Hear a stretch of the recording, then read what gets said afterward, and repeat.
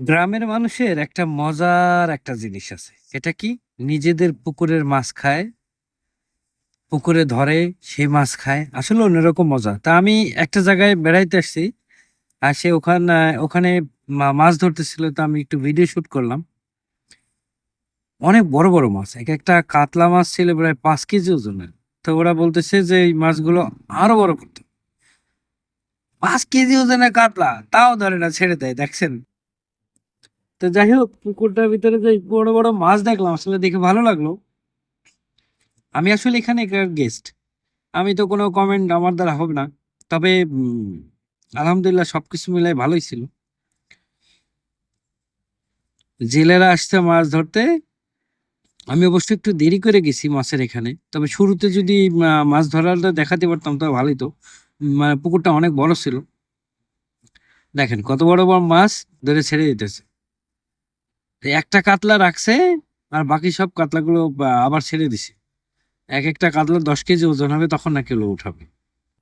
চিন্তা করেন কি অবস্থা। আর সিলভার কাপের মাছ দেখছেন তো? পেট ভর্তি শুধু ডিম আর ডিম।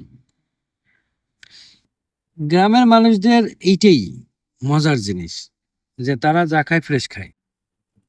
আমি অনেক মাছের নামও জানি না, শুধু চিনি সিলভার কাপ, রুই মাছ, আর কাতলা মাছ, ওইটা হচ্ছে কালীবাউস।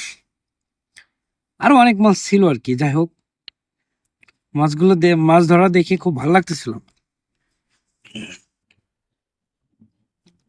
মাছই মাছ, মাছ আর মাছ।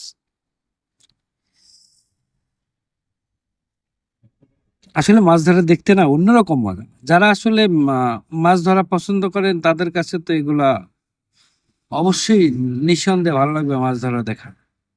আমার কাছে খুব ভালো।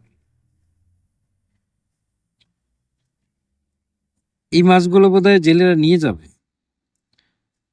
জেলেরা তো আবার এক সাইজের মাছ নিতেছে যা দেখলাম।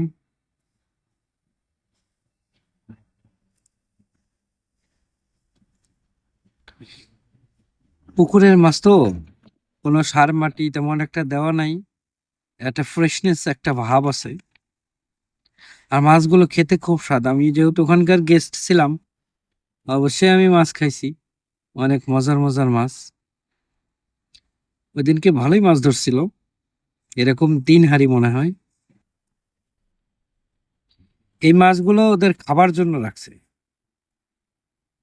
তো এর ভিতরে লাল মাছ দুইটার নাম কি আমি জানি না, তা আমার কাছে দেখে ভালো লাগতেছিল।